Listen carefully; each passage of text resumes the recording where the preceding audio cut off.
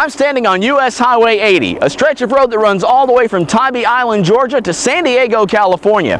If you were to travel this road from end to end, you'd be on the road for 3 days and over 2,500 miles. But today, we're only interested in the part that runs through the great state of Texas. There's lots of lost history along US 80, and today, we're going to find it. Texas is full of lost history, from lost cemeteries to abandoned buildings, from the infamous to the obscure. Not many people know this building's out here. Hitch a ride and travel across the Lone Star State, looking for hints of Texas' colorful past. This is the Alamo compound. Our lost history.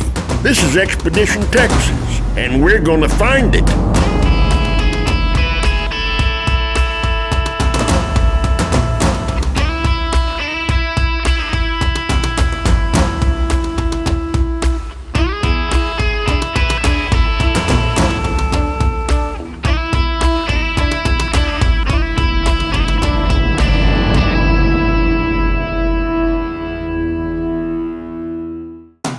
This week on Expedition Texas, we've hopped in the car to travel across the Lone Star State on the old Highway 80. Our adventure starts along the Louisiana state line at Waskom, Texas, the first town you come to when you enter Texas on Highway 80. We're driving down an old section of Highway 80 that runs through Waskom, Texas. This is the old downtown area. The new road for Highway 80 is just about a block over that way, but this is the original road right parallel to the train tracks in Waskom, the first town that you come through when you enter Texas from Louisiana on US 80, and our first stop along the way in our Highway 80 tour.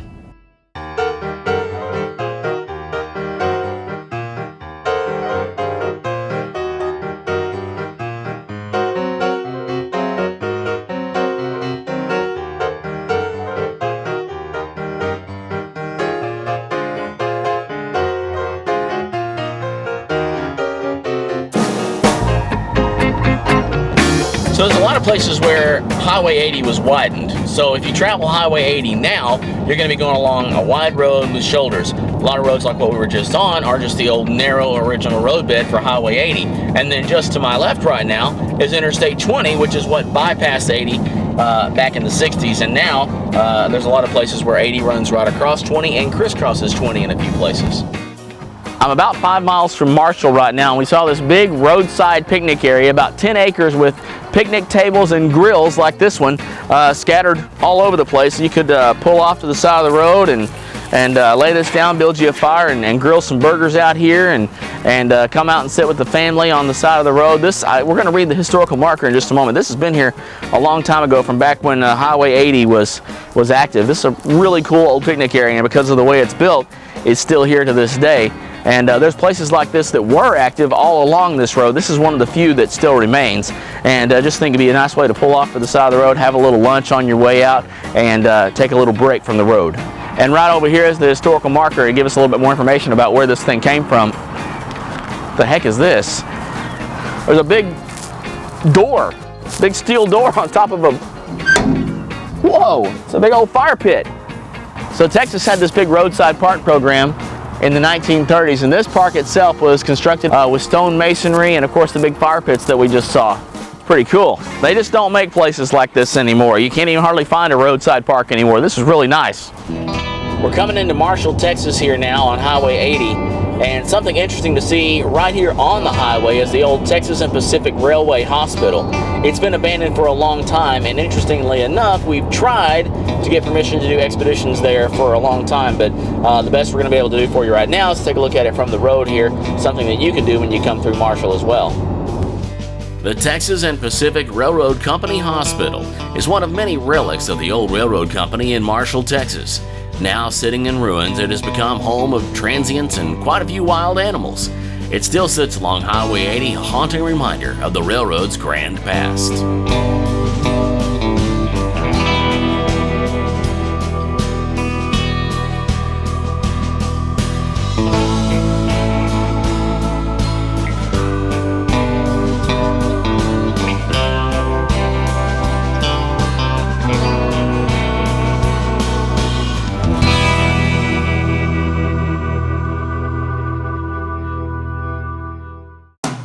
Coming up next, we'll revisit some recent expeditions that took us to find some lost history along Highway 80. Our Expedition Texas Highway 80 adventure continues next. We're traveling on Highway 80, checking out historic stops along the old highway. We started in Wascom, Texas at the Louisiana state line and have driven through Marshall and Longview. Now we're pulling into Gladewater, Texas, where we recently explored 2 locations associated with Elvis Presley's first tour in Texas. At those first shows in Texas, Tom Perryman got a glimpse of what was to come for Elvis Presley. Now, over 60 years later, we're going with Tom back to the KSIJ studios, perfectly preserved on the top floor of the T.W. Lee building in Gladewater, Texas, to reminisce about Elvis's first performances in the Lone Star State. So I guess it's been a while since you came to work every day walking down this hall. Well, yeah, I opened up the station. Really? Then I started selling advertising. There was a big couch here. Jim Reeves was opening up a radio station. When he started, he was singing at the Rio Palm Isle with that Western Swing Band. Roy Shirey and the Western Swingers worked till midnight. He'd come up here and sleep on that couch. And I don't know, I've always had a stack of cards and letters. That's how they get their requests in, right? That's so, yeah. Penny postcards and 3-cent letters. Sometimes over 100 in one day's mail. This was the control room. Where you're sitting, this is the basis for those big 16-inch turntables. Had 2 of them. And this was a dual Gates Company board, we called it. Yeah. And these artists come on east or west on Highway 80 would always stop here. Now, Bob, right here's where it happened. Elvis Presley stayed in this room a week in January of 1955. Jim Ed Brown and Maxine Brown and some of the members of the Louisiana Hayride Band was also here. Scotty and Bill. Scotty Moore and Bill Black was Elvis's band. 104. And he came back again in August of 55 and stayed here another 5 nights. Really? And we worked every night. And that's right in here around Gladewater. The T.W. Lee building in Gladewater is now used for apartments and small businesses. The radio station that hosted so many legends of country and rock music sits vacant, though it is occasionally still used as a recording studio. The Restmore Motel will soon undergo renovations to turn the rooms into efficiency apartments. Traveling on down Highway 80, we occasionally came across signs pointing to the old Highway 80.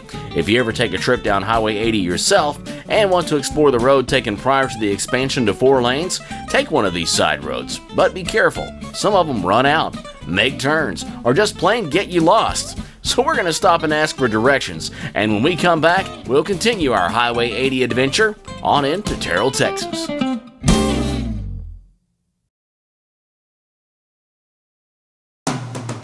You're riding along as we venture down Highway 80. We started at the Louisiana state line and headed west.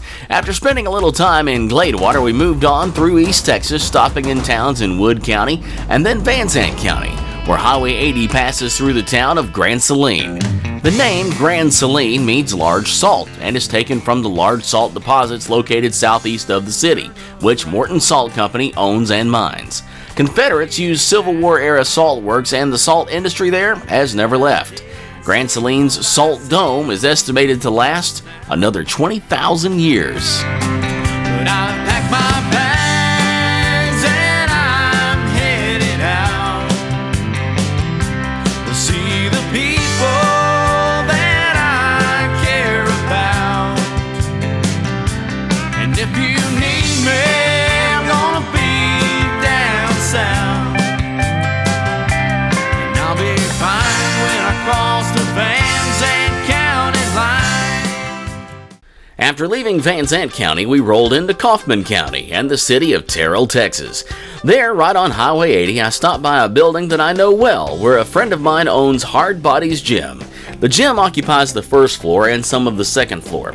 The basement was once used as a morgue, the upper floors a hospital, and the building is rumored to be haunted, which is why we were glad to have made it during the day. Hey, how's it going? Are you Travis? Sir. Travis, I just got off the phone with my friend Sean, who I guess is the owner of Hard Bodies here, and she said that you were the guy to see about some of the lost history in this building, that you could get us into some areas of the building that she showed us and has told us about. Can you do that? Awesome. So Travis, I understand there's like this key we need to get off of this main floor, right? Yes, sir. Perfect.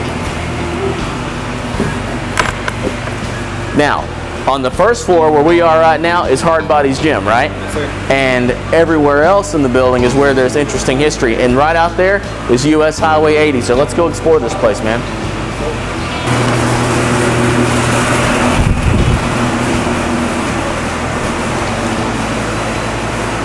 Oh man, spooky basement. Now, if I understand correctly from what Sean told me, this basement of the building used to be a morgue? Yes, sir. Oh my gosh. Bodies down. Wait a minute, what'd you say? That's where they slid the caskets down. Slid the caskets down? From where? Outside, there's like a garage door right there. There's tracks. There's tracks and there's steps to go up and a little slide down here where your last ride would be whee down into the morgue. Wow. Good grief. So wow, it kind of smells a little dead up here. Anyway, so this is where they would slide the dead bodies down, so your last ride would actually be kind of fun. Skateboard, anybody? I don't think so. That's weird, Travis. Man, this place is cool though. I love basements. Look at this beam of wood. I took a whole tree right there. Well, man, Travis, this is pretty cool, but I understand that also there's some other cool things to see up on the 3rd and 4th floor. Didn't part of this used to be a hospital? Yes, sir. I think the 2nd floor was the operating room. Can we go see that too? Yeah. Cool, let's go check it out, man. We've been to the morgue. Let's go see where they tried to keep them alive. Wow, it's cool stair. Hey, look, man, an elevator.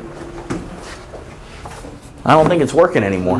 No, but we're on 1st floor. Basement level, I guess, was not accessible through the elevator. No, they sent dead bodies down the cool slide, actually. So we've got 2nd floor, 3rd floor, and 4th floor, which I understand were like, some of these were hospital floors.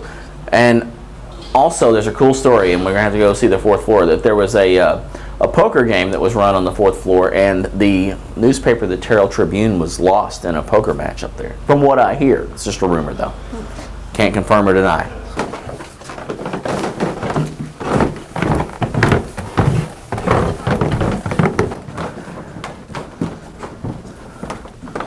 Lots of long hospital-looking hallways, too. Here's the restroom. Right here. This is cool. What's out that door? Wow, and there's some mats and everything still here. Looks like you guys are making full use of the whole building, right? Trying to. Yeah. So on the 3rd floor, y'all doing anything in there? No, it's just a bunch of old stuff filled with boxes. Old stuff. We like old stuff. Can we see that one now? Yeah. All right, let's check it out.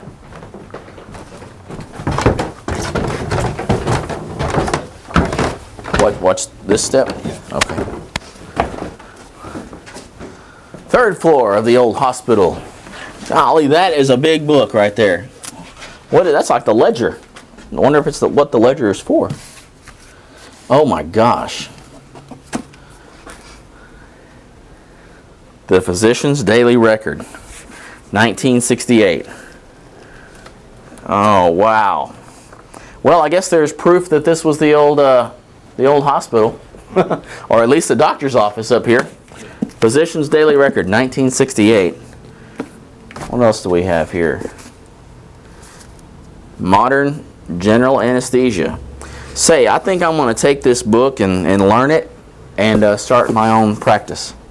Think that would fly? Wow. And these are a lot shorter than they looked. Wow. We'll just put that back there. And here, this used to be the public library. Really? So that's what all these shelves are for. Wow. It's not, well, there's another room of it there. Yeah. But This is where you'd come check out a book. What is this little cubby hole?